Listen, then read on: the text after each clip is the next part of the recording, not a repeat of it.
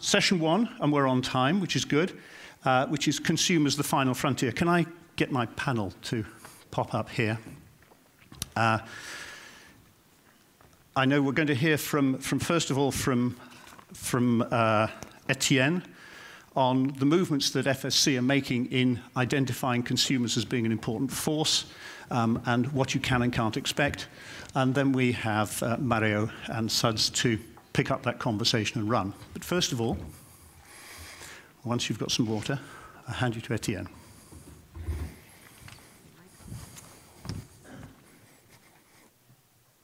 Hello. Hi, everyone. Great to see you all here. Wonderful turnout. So I'm Etienne McManus White. I'm the Chief Marketing Officer with FSC in the US. And I'm currently spending about 30% of my time working with FSC International, looking at how we build the brand globally. So today's session then, Consumers, the Final Frontier. I wanted to spend just a couple of minutes talking to you a little bit about myself, so you understand me, because I don't come from the degree in forestry. I'm not an on-the-ground forestry person. What I am instead is a brand building person. And this is my first job in the nonprofit world. I've been with FSC for 2.5 years now. Prior to this, I started in Europe working with companies like Procter & Gamble. I helped manage their advertising for their pan-European detergent business. I had the great pleasure in my 20s of working with Southern Comfort. That was fun too. And helped Nintendo launch GameCube and Game Boy Advance across Europe. I'm dating myself with those launches. I did then move to the US about 10, 11 years ago and spent 5 years helping Citibank run their global advertising business. Our budget was $350 million in the US, $300 million outside of the US. So I'm used to the big budgets, and through my career, those budgets seem to have been getting smaller and smaller until I've arrived here with the FSC. Having done that great Citibank job for 5 years and traveling too many 100,000 air miles a year, I decided to do some domestic US work. And what I really wanted to do, having worked on the ad agency side of things, was work on the actual organization side. So I went into retail apparel, and I was in fast fashion working for a company called Wet Seal, leading their marketing efforts there. I was in retail apparel for about 5 years, and that taught me so much. So those of you here today that are crunching numbers on a Sunday night for your Monday sales meetings, working out how the business is going, I get that completely. I've been there and I've lived that too, and actually lived it during the US retail recession, which affected retail quite significantly. So that's just a little bit about me to give you some background. And then I thought we should start far, far away from the forest, just to kind of kickstart the event today, if you will. I'll give you one more fact about me. I have a sister who's 5 years older. Anyone else got siblings that are older than them in the room? Raise your hands. Okay, so great, there's a lot of us. My sister, who was 5 years older, could wrestle the remote control out of my hand as I was a child growing up, and so we often watched what she wanted, not what I wanted, which meant that I saw a lot of Star Trek, but I can't claim to be a Trekkie. But the Star Trek thing came to me when Laura and I were talking about this session description, Consumers, the Final Frontier. And what kept coming into my mind was that beginning of Star Trek. Do we have some Trekkies in the room? People familiar with Star Trek? Okay, I got some hands, good. So they always have that big voice, space, the final frontier, right? And I thought to myself, what else is it that they used to say? Because we're talking about consumers being our final frontier. And so, of course, it was the voyages of the Starship Enterprise and its mission to explore strange new worlds, to seek new life and civilizations, and to boldly go where no one has gone before. And it struck me that actually that's quite relevant to us at the FSC, because here we are about to celebrate 20 years. And if each of us in the room today were to begin the FSC today, all over again, we would surely spend the majority of that 20 years looking at what the forest management standards should be, how we increase the acres of forest that we have certified, how we bring in the for-profit and economic chamber participants to be able to embrace what we do. And the final piece, as it were, would be to then go out and say to consumers, okay, here we are, we're ready. Now you can act. Now you can create more of that demand. So it's quite right that we focused in the areas that we have. to get to this point, but the time really is right for us now to go speak to consumers. And proactively creating that consumer demand will deliver to certainly our economic chamber participants that final piece of the FSC value equation. So FSC, we're pretty mainstream, aren't we now? We're kind of everywhere. I'm not sure of the statistics for Europe, but certainly within the US, we can be in people's hands on an every other day or daily basis now. And the great shame about that is that we're not always using that moment to connect with people and tell them why they should feel better about their purchase when they see that FSC logo, and let them know that the company that's bringing them that experience has done the right thing, and that they should feel better about that company. So our imperative now then is to reach the consumer. Of course, we want to tell mainstream consumers our story. We want them to know who we are. Of course, too, we want them to see that logo and know what it is. Raising awareness simply of the logo is not enough. We have some markets where our awareness of this little FSC symbol is very high, but yet people don't truly have an understanding of who we are and what we do. And then the other important piece that we're looking at as we approach building our global brand is viewing it through a lens that we haven't really viewed it through before, which is almost looking as if we were a for-profit. We should be judging ourselves based on sales of FSC certified products. We should be having those Sunday night crunching the number meetings, right? Because it's by measuring our success through sales that we're going to make that impact back at the forest floor, by encouraging consumers to purchase FSC certified products. So really, all of these things add up to accelerating demand for FSC. So if we want to go reach consumers, what's the very first thing we should do? We should probably go talk to some of them. We should probably go find out what makes them tick. And so that's exactly what we're doing now. There's a global consumer study underway. As we speak, data is being analyzed. The collection is finished, and we're into the analysis stage now. We spoke to 9,239 people across 11 different markets listed here.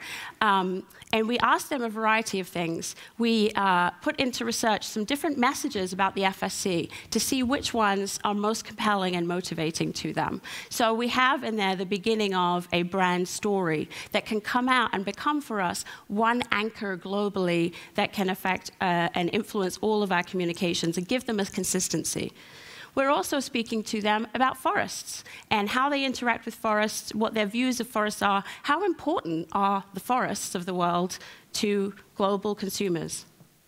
We're also testing with them various FSC benefits. I could talk to you for 2 hours more about the great and wonderful things that FSC does. Not all of those are going to be compelling to everyday consumers. So we have different attributes that we're testing to find out which are the most motivating.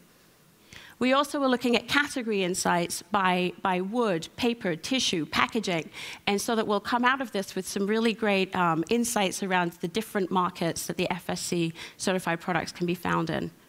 Importantly, too, we're talking to consumers about their values, their attitudes and behaviors around all things green, and then specifically when they're purchasing forest products and products derived from the forest. And there's some great data that we're going to have there that I'm excited to share with you, but I'm not able to share it today. I apologize for that. So what all this will deliver for us then is a flexibility within a framework. We will have a global brand story that we can tell.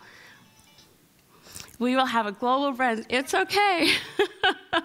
It's human. We'll have a global brand story that we can tell that will have global consistency, but a local relevancy to it as well. And we'll have localized priorities in terms of our messaging and the attributes that we want to talk about. We'll also have a really clear idea of the consumer targets that we're going after in each of those markets. We're segmenting according to their green values and behaviors. So that information will be out in about a month's time, in the middle of November. So kind of watch this space for that. And I'm sorry that this didn't line up perfectly with that project, and I'm not able to share any of that data so far with you. What I did want to talk about, though, was something in terms of us going after mainstream consumers. There's been a lot of healthy debate within our organization, with our stakeholders. Why are we going after mainstream consumers? Is it better to target, for example, those dark green consumers and have a ripple effect, have it ripple out from them? Absolutely, we could start there. That's one strategy. This little visual that you see here actually began in the technology sector. And in the technology sector, they discovered that there's often a very big chasm between your early adopters and innovators that are buying your latest technological gadgets and gizmos. Before it goes to the mainstream, there's often a gap there between those two, because the very thing that motivates that early adopter is not necessarily the same thing that's going to motivate a mainstream consumer. And we see this then, this started in the technology sector, we see this played out in sustainability as well. Those dark green customers that buy according to their, very, important to them values and beliefs are not necessarily motivated by the same messages as a more mainstream consumer who doesn't have, frankly, sustainability right at the top of their agenda every day. So we are going after that mainstream consumer because we're already mainstream in terms of the product availability that we have. We need to be careful, though, that we don't alienate that dark green audience as we're speaking to mainstream consumers. The research that I spoke about that we're doing at a global level, we had the great fortune of already doing a very similar study in the US. And in the US, we were posed the same question: do the mainstream really care? Can you motivate them to act? And we found, actually, through a combination of qualitative and quantitative research, that yes, consumers in the US are ready to hear from us. We found a message that unites across that green values gap, across the chasm. We identified messaging that worked really well for mainstream greens. We did a quick disaster check to make sure that we weren't going to alienate those dark greens. And actually, we found out that it was extremely or very appealing to 70% of mainstream consumers, and that number increased to 88% when we took that same message to dark green consumers. So far from alienating them as a disaster check, we found something that works for the mainstream and works even harder with that dark green audience. I want to share with you also some information that we have, again, from the US research that we've already done, and we'll be looking to replicate this. There'll be similar data to the next two slides I'm showing you here on a global level and individually by those 11 markets that I mentioned before. So here we had a winning message. We tested several messages, and this one winning message, we looked at the scores that we got from those that had seen it and liked it. And after exposure to this winning message, we saw that purchase influence increased. Remember that one of the key metrics we're doing here is to judge ourselves based on sales of FSC certified products. So when we're researching what our messaging should be, the KPI for us is, did it drive purchase intent? And here we have purchase influence scores for those. Are there marketing folks in the room, specifically marketing folks in the room today? Can I get a show of hands? Okay, great, thank you. So those that look at top two box scores will know what I'm talking about here. When you combine at the top here, we have our 35 and our 34%. We're over 70% top two box score, which for an organization as little known and little understood as ours was a fantastic score to be getting. We were very excited by that. Even when you come down to products that aren't from the forest originally, but are just packaged in, for example, cardboard cereal bars, cosmetics packaging. Even here, we're at our top two boxes in the 50th percentile, which is very strong. We were really encouraged by this, and this gave us confidence around the messaging we developed, and in fact, is a part of the reason that we then took this study to all of these other markets. We also asked people, after they'd seen this winning message, how influential that would be on driving their retailer selection. So how influential is knowing about the FSC going to be on the choice of furnishing store that you might go to, or your office supply store that you might choose. And so here we see, again, it's a great differentiator. We had fantastic scores that we were very happy with. Again, we're looking at the combination of the very and extremely, which give us our top two box score. Even, again, as we go kind of down to online stores such as Amazon or eBay, there's still a great purchase intent score there. So we'll have this information by individual market from those 11 markets, and we'll have it aggregated at the global level too. So that was some research we'd done previously in the US. The US is, if you will, a little bit ahead of the process that we're now rolling out globally. And so I want to share with you some of the most recent research from June this year in the US. Having worked out what our brand positioning is, what the story is, we engaged an agency to help us bring that to life in a creative way that was going to be disruptive, that was going to get on the radars of mainstream US consumers. And I want to share with you some of the results that we've had from that. First of all, we learned that our message communication is really strong. 82% said, this provides me the information on how I can protect the forests. That, for us, was a breakthrough. When we first spoke to US consumers, they said, gosh, I don't know how to help the forest, except maybe I should be consuming less or I should be recycling more. They didn't know that there was something that they could do that was upstream that would have a positive impact on the forest. And we thought to ourselves, well, that's great, but how do we tell them that in a way that they're going to get it and understand it? So we were very pleased with this score. The other thing we heard from US consumers specifically, but I'm willing to bet that we'll hear it from the global study too, is that it's hard to be green. We're all creatures of habit, and we haven't necessarily been brought up being green in our purchasing. So changing that habit can be hard. When we saw a score, therefore, of 77% saying, this makes me feel that being green is simple, we were really encouraged. We talked, too, within our own messaging about the partner brands, the for-profit brands that have adopted FSC and are leading. And we heard that 58% felt much or somewhat better about FSC following exposure to our idea. And only 4% felt much or somewhat worse. And we were okay to live with that 4%, as were our economic partners in the US. I don't know if you're reading while I'm talking, but some of these quotes on the other side here are great. I liked that companies are trying to be more responsible by going green.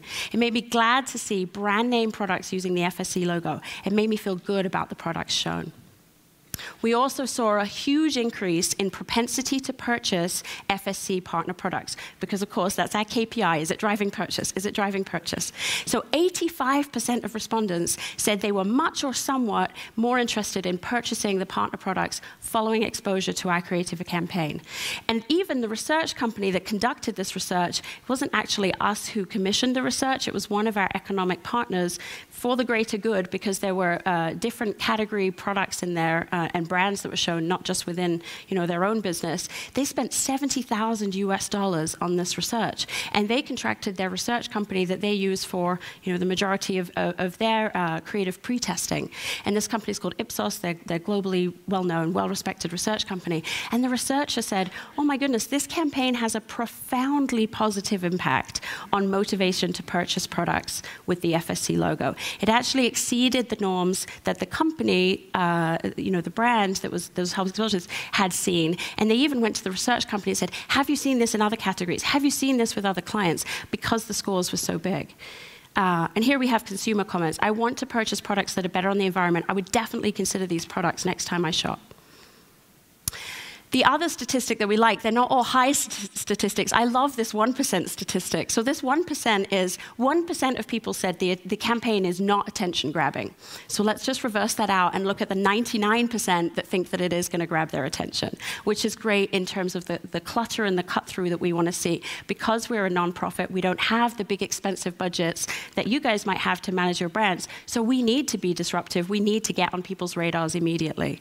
41% thought that the campaign was differentiating too.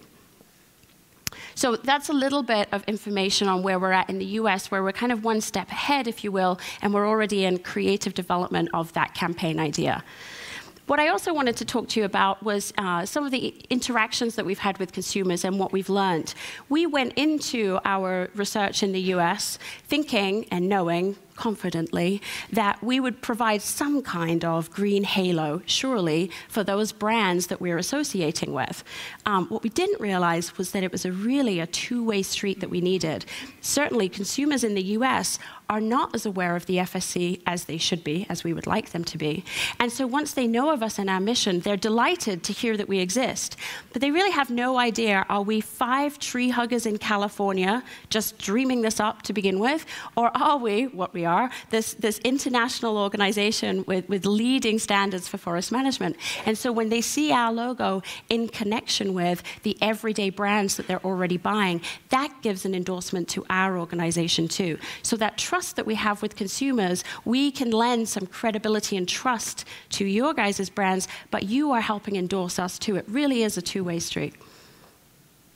The other trend that I wanted to talk about that we're seeing not just at the US level but at an international level is a trend in terms of the economic partners embracing FSC. 10 years ago, maybe, there were more people coming to us out of compliance. You know, it's a risk management exercise. We have to procure FSC fiber. I was told by one brand manager from a company when I first started in 2011, the only reason I have FSC, logo on my packaging is to stop the campaigners coming after me. So there's a risk management and compliance, and we should be doing the right thing, perspective out there. What we're seeing more and more of is people at completely the other end of the scale now, which is wanting to be there through inspiration and wanting to inspire others. We were working with a global multinational, and we were securing some funding for increasing supply chain in the Southeast. And we said to them, in full disclosure, you guys need to know, by doing this, you are opening up the supply chain for your competition too. No problem, they said, because the more people going to FSC, the better for the world's forests. That's true leadership being demonstrated. And so that movement from compliance to inspiration and wanting to have that shared values connection with us, with the organization, and with consumers is what we're seeing more and more. Lastly, I want to talk about some uncommon collaborations. Kim talked about in his address how we have such diverse voices, and those diverse voices is what makes us so strong. We also have some really uncommon companies all sat together here in this room that might not otherwise be together were it not for the FSC. In the US last year in 2012, we saw a collaboration between Universal Studios, Scholastic, one of the largest publishers of educational books, and HP. And what they did was they all got together around the movie The Lorax, and in sponsoring The Lorax and in talking about The Lorax, they made sure that they were telling the story of the FSC. Are you guys familiar with The Lorax? I know it's a Dr. Seuss thing, so it's a bit more American.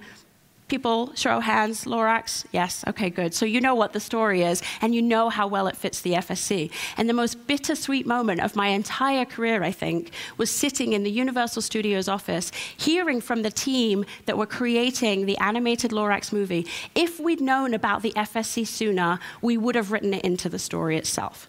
And we were just too late in their production cycle by the time we were able to speak with them. And it gave me goosebumps, it still does now, because we could have been in it.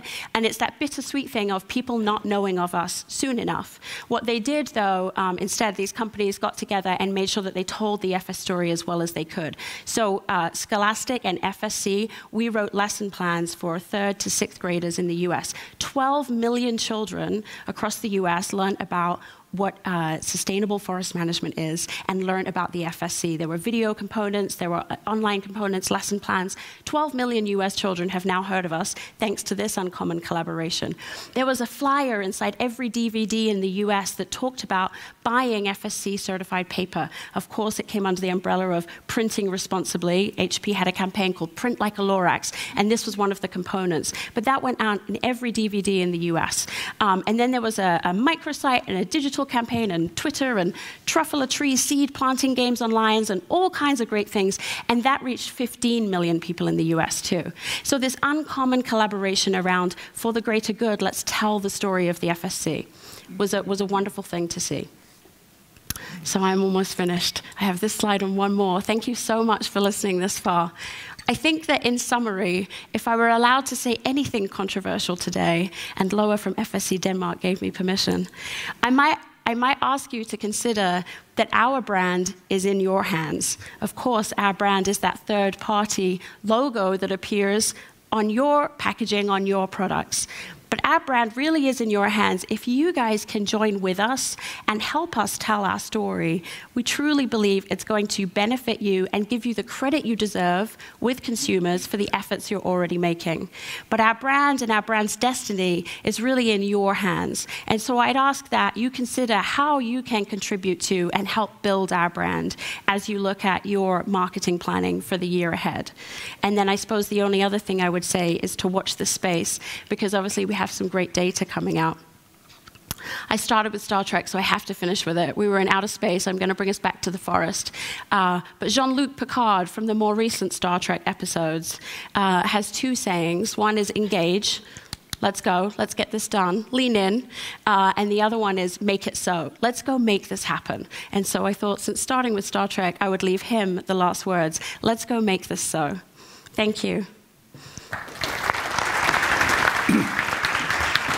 Thanks, Etienne.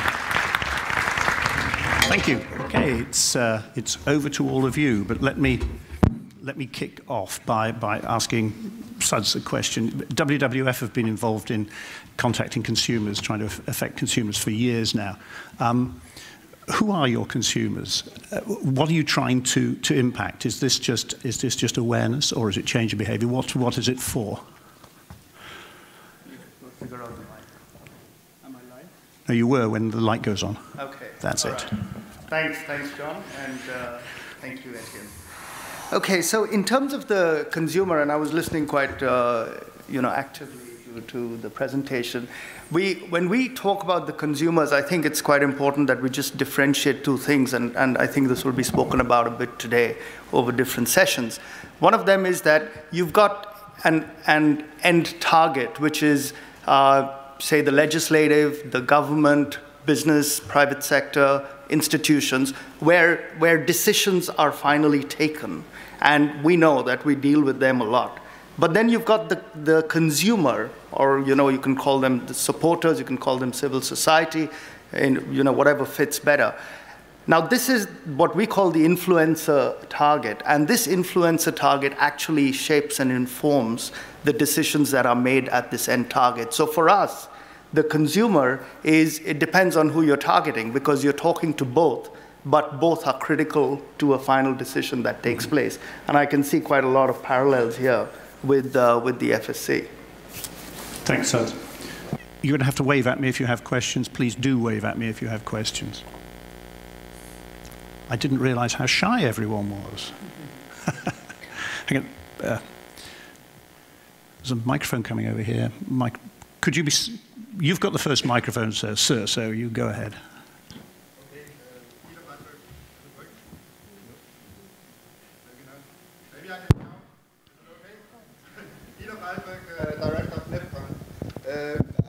I'm also working within the auditing sector, and I think we meet a lot of companies who really would like to help FSC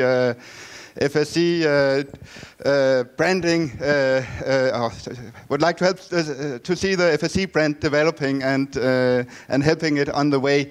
But they face some quite complicated, tricky procedures, logo use, trademark use rules that sometimes make it very difficult for them to do the effort that they would really like to do. And is it something that also have been looked into, and something that where you see a way forward in maybe simplifying the procedures comparing to the rules that you have today? Thanks. Would you? Yeah, sure. Hello. Great question. I'm not familiar with that as a general and consistent theme, and actually I'd love to hear more about it. Maybe offline we could talk about that, and wherever that's coming from, we'd like to kind of work to address that. There isn't anything within the plan so far to make our trademark and logo use simpler and easier, simply because we need to make sure that we maintain the integrity of what that logo symbolizes, and so there is strict usage around it. With that said, I'd love to hear what the specifics are, and we could kind of work with you. And indeed, if there's anyone else who's experiencing that too, we'd love to hear it and help you with that. Mario, you've been using the trademark for some time now. Yeah, we can talk about that, Etienne. That's for sure. Yeah. So to go on with the comment from Peter, I think we have been looking at building the brand with FSC, as you know, and definitely the way to present FSC, the way to use the logo, these are very important because it's a trade-off between the credibility and the integrity that we need, and kind of making the system a little bit less rigid, that allows a little bit more of interpretation, allows a little bit more of perhaps online explanations rather than on product explanations, things that can be balanced, I think. Thanks. Is there a gentleman with a microphone? Yeah. Yes. Hi, it's Paul Klemenko from Planet Arc. How do you see the FSC working alongside other eco-labels? So I see the FSC as a specific purpose logo. So how do you see it working? Say, you mentioned a cereal box could be made from FSC fibre. Then the material, the food itself could be maybe an organic label, and then it may be fair trade. How do you see collaboration and working with those other eco-labels? Absolutely, we do, and that story is a richer story for being able to say it's not just the box but the contents within, and it's a richer story for the manufacturer that's bringing that together. And yes, absolutely, we can play with other brands very well, as we already do through the economic chamber brands, as we do in partnership with the Panda. We like to appear with the Panda and tell our story with the Panda and others. But I will say, crucial for us is to be able to build our own brand and our own brand story, the awareness and the influence right now. And that hasn't been a focus to date because we've had so much of this participation. So absolutely we can do it, but our main focus is on telling the story of who we are and making sure that people understand that. Does that answer your question? Thanks for that. So. Yeah. I'm Lars Lind from Denmark. I'm a cheat material trader in the world. And I'm very flattered about your, Procter & Gamble game going on with the FSC. Let me put that very clearly. I think it's fantastic to make a marketing like you're doing on the FSC. My concern is a little bit different. Do we have enough forest certified to support this enormous brand marketing? This is where I'm asking, because sometimes I can see in the paper industry we can recycle a lot, so we can suddenly say everything is FSC. But the real forest, do we have enough staff to certify that and even give them a discount? Just say we will do it free for you, but we want the FSC certification of the forest worldwide. This is my question. Great, thank you. And obviously supply is not necessarily my speciality. Demand drivers, the marketing piece is. So I'd love to hear from Mario, because you guys obviously face that as a daily challenge. One thing I will say from my experience within the US is that we hear frequently that supply is an issue, and when we work to help connect through the supply chain, often we're able to solve those problems. I can't sit here and say, yes, of course, there's enough. I don't have that as a categorical statement, but for sure, that's what we're working to do, is to bridge those gaps. I'd love to hear from a company that's experiencing that kind of every day. Well, I think it is a catch-22 situation. There is not enough certified forest out there, and there is not going to be if we are not also branding and promoting FSC. So these things have to be in parallel, and I think what we in Tetra Pak have been trying to do, we have now been labeling a number of the cartons we put on the market, and the idea is that the consumer should understand what the label is about. We try to always have, besides the logo, we try to have a message, because not everybody knows FSC yet. We have also been running consumer, surveys like FSC has done, and I think that it is a matter of leveraging on the advantages of being certified, so that you can get certification in place, and then you can get more certifiable materials to be exposed to consumers as well. Thanks for that, gentleman there, and then Francis, and then down here, please. No? Okay. Hi, my name is Christopher Hvidsten. I'm sustainability lead at Accenture Denmark. And one thing that preoccupies my mind is the value action gap. So, I'd like to hear your thoughts on this. The value that most people, when you ask them, they favor sustainability, they favor FSC. But when you then see the gap between that and then the action, how do we address that? And I'd like to hear your thoughts on this. I can, since you have talked about some market survey, we have also been doing market survey at least from 2005, every second year. Have been trying to kind of understand from consumers exactly that. There's one thing which is, oh, I like this, and the other thing is, what do I do about liking it. And we have been noticing a significant increase in the percentage of people who basically say, having this information, being aware about what's going on is important for me in my decision making. I have a number to read here that this year when we did the last survey and we had 7,000 consumers, not as large as yours, in 12 countries. And the people that say we actively look for environmental label and act on it grew from 42% in 2005 to 65% in 2013.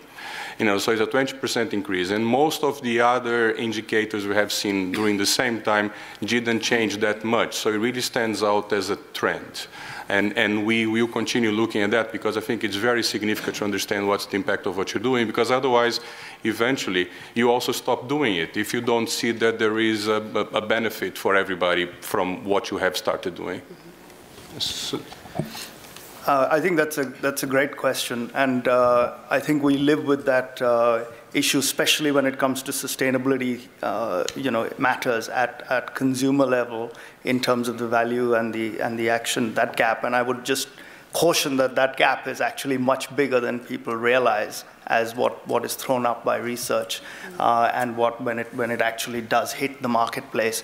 And therefore, while we are conscious of that gap, I think that the work that we try to do, whether we're working with FSC or we're working with other sustainability partners, is that we see it as pretty much as pre-competitive. In sectors, can we have all products as sustainable, and then they can fight it out from the brand point of view. But really, this is a pre-competitive issue that we want to have, all sustainable products or a significant portion of sustainable products out there. And just to add to it, I think it's a really great question. It's kind of the dichotomy of sustainability in general when you speak to going after mainstream consumers, so quite right to bring it up.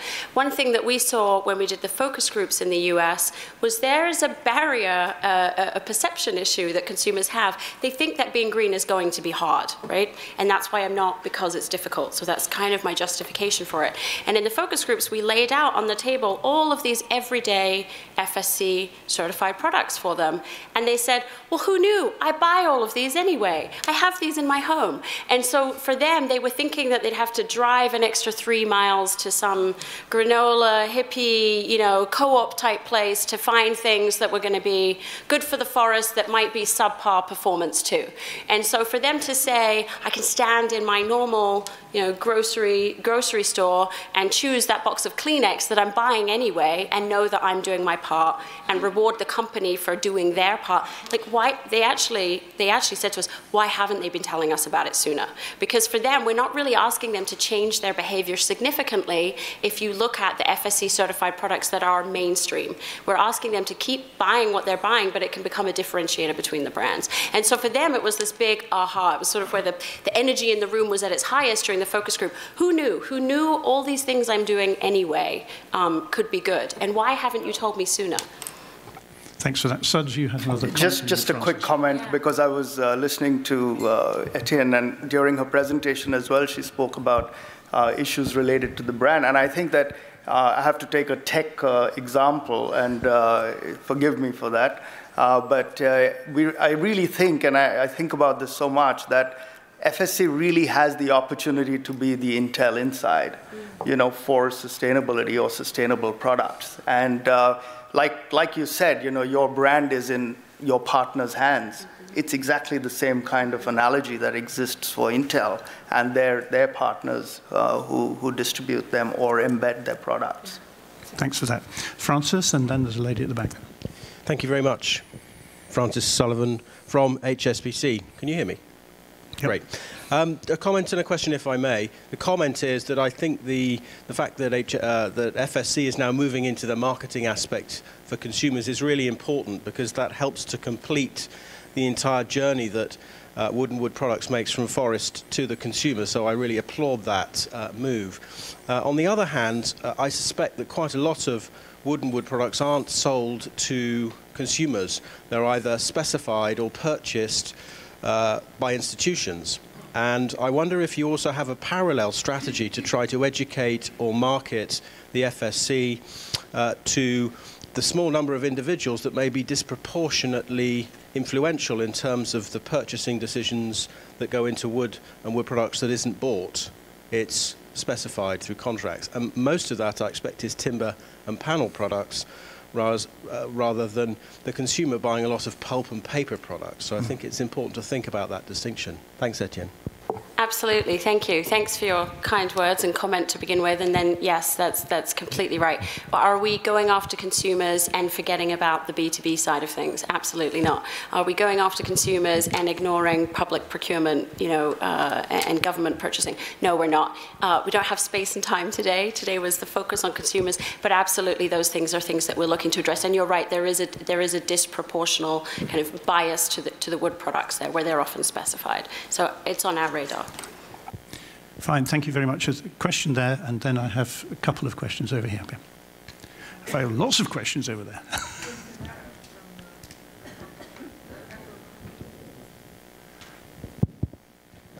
Kirsten Arup from Merkur Cooperative Bank here in Denmark. I have a question to Etienne and to that gentleman from Tetra Pak, because you had a short remark about FSC certified packaging, and I think there's a big difference in marketing products that are FSC certified and marketing products that are packed in or packaged in FSC certified packaging. I, for one, wouldn't settle for a second best dairy product because of the packaging. But I would see it as a good feature if my favorite dairy product was packaged in an FSC packaging. So how do you manage? There is a difference between primary product and secondary product, if you understand me. And I'd like to hear what your experience is, how to market these two different kinds of products. Mario. I can start. Okay. That's a very good question, and we are talking to, promoting FSC to all of our customers, and of course those customers, they will have a decision, the final decision, because they are the ones who own the design of the package. And it's their decision whether they will have the FSC label on package or not. So we all know that the consumer is buying the product mostly because of the brand or the product. We have a number of products in our packages that have an FSC label, but they are also organic or they are also fair trade. And of course, these reflect a lot of consumer preference. So we can't say that a dairy product is better on brand A or on brand E. We are working with all of our customers, and when they are interested to have the communication on responsible packaging, responsible forestry, that's when we work with them. Thanks for that. Absolutely. So, may I just jump in? Please do. Yeah. So we did hear from consumers, and I think you guys, there'll probably be some nods here. All things being equal, I'm going to choose the FSC one. So it's not just packaging. If it's tissue paper I want to blow my nose with and it's not going to hold up, it's not going to be. I'm not going to choose the subpar tissue paper just because it's FSC. If it's outdoor wood furniture and I prefer the style of this one, but this more boring one over here is FSC. It's not going to be that driver. What we heard from consumers is all things being equal. That said, and I like that you use dairy product as an analogy, but we have someone from Ben & Jerry's here today. I don't know if he's in the room already or if he's arriving later. Hello. So I don't know, I kind of want to throw that back out to the audience, if I may, which is, you have this great dairy product, Ben & Jerry's ice cream, where everything that's on the inside is good, and then it's wrapped with stuff on the outside that's good too. And so maybe you might like to take that question. You could sing the answer if you liked. It was a great intro. Whilst the mic's getting there, oh, you've lost your mic, Judy. Sorry about that. I'd have to ask that the question be repeated just so I make sure I answer it correctly. Is that possible? Well, I was really just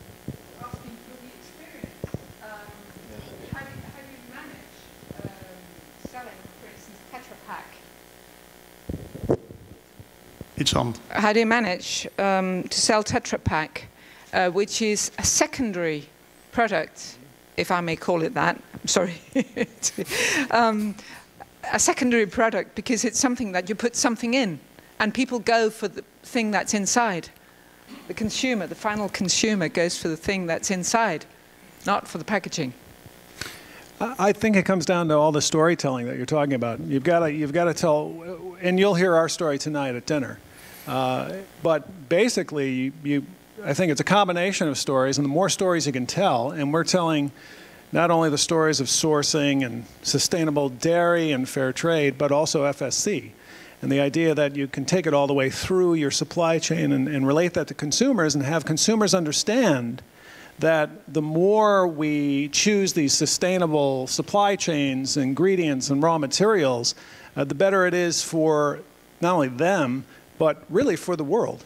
We're creating a sustainable world. So it really comes down to storytelling and telling the whole complete story. One of the things that fascinated me in the introduction to this section was the implication that FSC would be suborning or influencing marketing departments to multiply the message. One of my thoughts was, well, how many different people can you have suborning Tetra Pak's marketing department or Ben & Jerry's marketing department? How many brands can you carry? How confused does that message get when you have more and more organizations involved?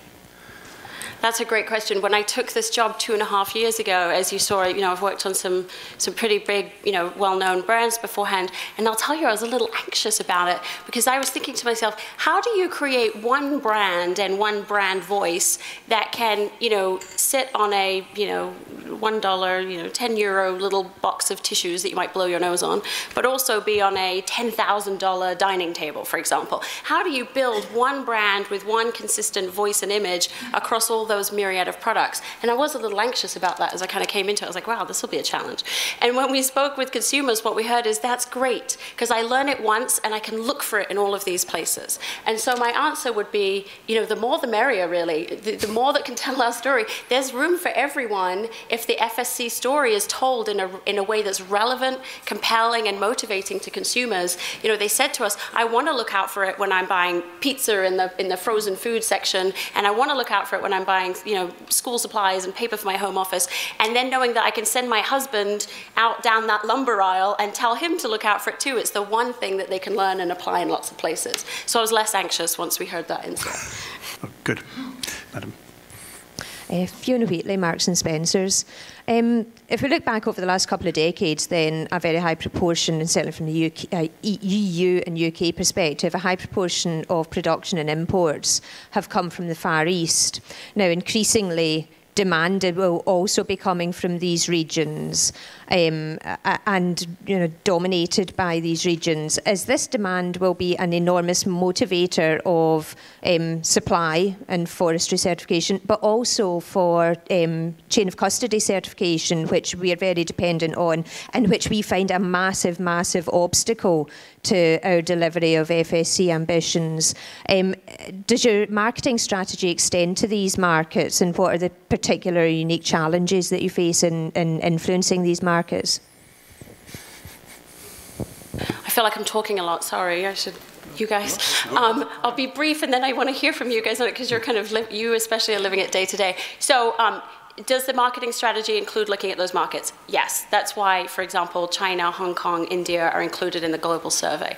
Will we have specific local priorities in those markets? Yes, we will. Do we have that defined right now? Not yet. We're just coming out of the kind of data collection, and we're wading through all of those numbers and crunching them. So yes, that's absolutely part of our plan. And is that, I don't know if that's answering all of your question. I don't know if I had a second part. Yeah? Okay, good. So then we should hear from you guys. So just in that regard, what I would like to just say is that we have a presence as WWF in a lot of those countries that you're referring to, particularly in the Asian context or in the Latin American context. And we have worked with FSC in some specific markets, but as FSC starts targeting the consumer, we would invite FSC to come and partner with us in those countries where we do have resonance with the consumer, where FSC may not currently have. And that's another way for us to be able to take the brand through to a large number of people in terms of them getting familiar with the sustainable sourcing. Abreu, are you? Maybe what I can add there is that we believe from a marketing area, we believe that there are two reasons to introduce FSC in a given market. One is because consumers already know and expect it from you, and the other is because consumers don't know yet, and we can actually support spreading the information, spreading the news by talking about FSC, and start to create in that particular market the opportunities for certification to actually start growing. So we are now labeling FSC in Tetra Pak cartons in about 70 markets around the world, and definitely in Southeast Asia, etc. And of course, internally we would get our marketing department to say, but why would we have an FSC labeled package in maybe Indonesia or Malaysia? We struggle a little bit, but then we start looking at customers, and we see global brands that are working in those areas, people that have an interest in having FSC spread out as WWF and partners locally. So we start doing that, and I think it's only showing every time we research how many people actually recognize the brand. We see that the numbers are growing, and we think that that's important. Thanks. We've got time for a couple more questions. Do we already, and I've got 5 or 6, so somebody's going to be disappointed. I'm sorry about that. Is there already a microphone in the hand of somebody? Please. Hello. Yeah, my name is Deepak. I'm a founder of a company called Dazen to fight against deforestation due to cooking fuel collection in developing countries. So my question is related to the collaboration of FSC and WWF. That do you also work to empower the communities that actually live in forest, and is there a way to certify hundreds of community forests that already exist in the world, because they are in general it exists as an entity, but they are just separate from this certified world? Etienne, I'm not quite sure whether you're the right person to be on. Where's yeah, Kim I might gone? not be, sorry. Kim, if we get a microphone out here, I'm sure, or would you like to jump up on the stage, Kim? Thanks. Well, thank you for that question, and certainly it's one of the things that we as FSC are extraordinarily keen to work on.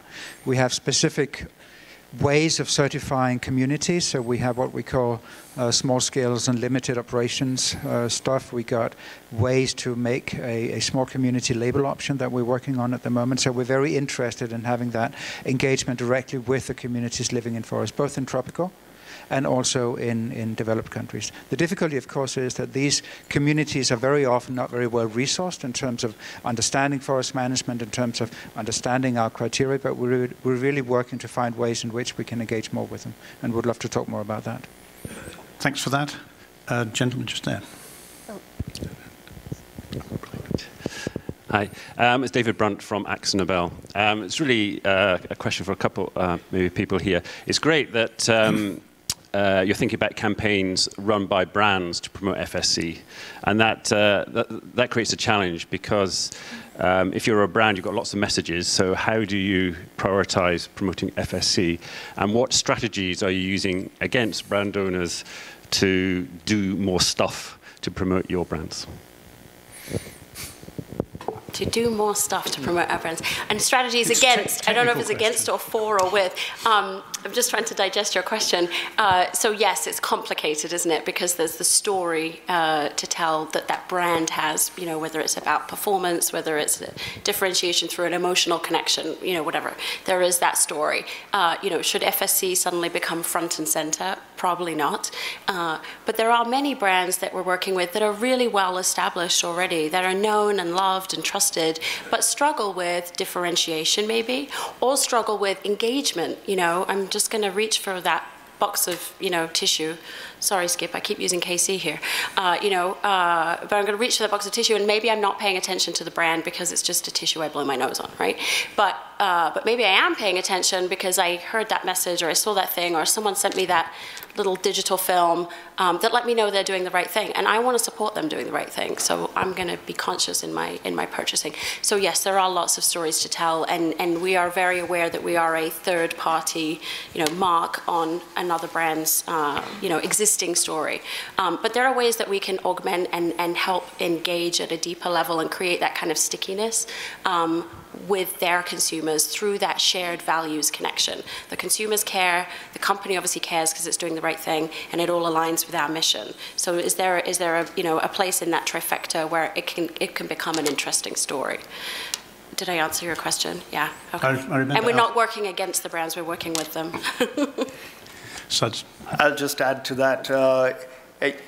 I mean, we're not a massive consumer brand like several of the people in the room here, but we have worked. The most recent example I can think of is in Australia, where we ran a Love Your Forest, Love FSC campaign, which was a WWF run campaign together with FSC in Australia. So, it was very much focused on forestry and on the FSC, or introducing the FSC brand deeper into civil society. Thanks for that. Judy. Yep. Hi, I'm Judy Rodriguez from Greenpeace International, and I was just wondering, in your market surveying, did you ask consumers whether they were willing to pay a premium for FSC certified products? The reason I ask is that good forestry obviously implies, or it goes hand in hand with higher costs because of better management, as well as increasingly setting aside the more valuable forests. So if we're increasing the demand, I'm just wondering where the burden of the cost will lie. Will it be with the end consumer or along the chain? Great question. Hello, Judy. So a couple of answers for it. Yes, there is often a price premium, and if you stop a consumer and say to them, are you willing to pay more, then we go back to what we already discussed, which is they'll report to you in a focus group or a quant survey, yes, I'll pay more. And then when they're there in the store itself, that doesn't necessarily translate in their behavior. What we saw specifically in the US, because we have that data collected, was if it's a more commoditized product, an everyday product, paper, tissue, let's think for a minute, that price difference isn't going to be significant, and once they know that story, it's worth paying more for. Then when we go to bigger items, for example, we did focus groups with Pottery Barn consumers in Pottery Barn stores. And a consumer kind of banged on the table and said, if I'm buying this dining room table, I don't want to serve my children blood wood, and I'm buying this thinking that my daughter will have it and serve her children from it. And so they're actually researching a little bit more and looking into the background when they're buying that bigger purchase, the sofa, the table. And so in that sense too, they are willing to pay a little more. Again, all things being equal, if the design is right, if it's the wood they want, if it's the size they want, and pricing, is an element of that. But yes, once they know that story of the FSC, we are seeing that. And then I can say, I don't have charts for this, but we're wading through that data from the global survey right now, and we've asked people, which of these messages is more motivating to you? And then we asked people, which of these messages would make you more willing to pay more? And we are seeing right now the same lift on willing to pay more and motivating. But I don't have that charted. It's just kind of raw data right now. We'll have that in a month's time. Thanks. I'll take one more question, and can I ask the panelists for the next one to be ready to sprint to the front, please, sir? Thank you. My name is Jens Kriete from SAPI. And when I hear consumer marketing and large consumer marketing campaigns, it feels a little bit as if there were then two hearts beating in my chest. I think we do need consumer marketing, of course. We need a strong brand, which I think we have with the FSC already. Maybe not as strong as the WWF Panda yet. That super powerful logo is I think very remarkable. However, I'm an engineer and I'm a marketeer. When I think about FSC, it looks to me it is a technical product still, and we need to explain it. It's not. Is it a green logo? Yes, it is, to a certain extent. Does it take into account emissions? Does it take into account large transport routes? Does it take into account energy efficiency, water emissions, air emissions? No, it doesn't. To safety, to a certain extent, it does, but it is focusing on it's a limited green logo.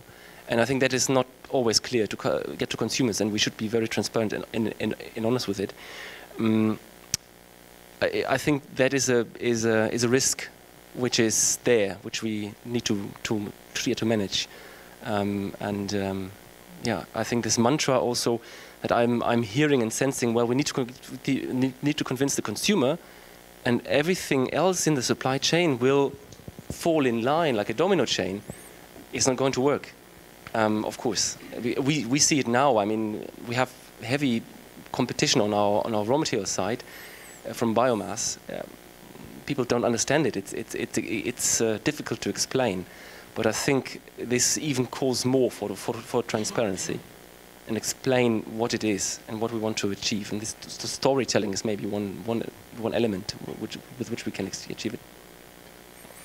Thank you. I think we'd like to finish with a little video from WWF. Please do. So I thought we'll close the session. We're talking about consumers. We're talking about them being the final frontier. WWF engages with consumers around the world all the time.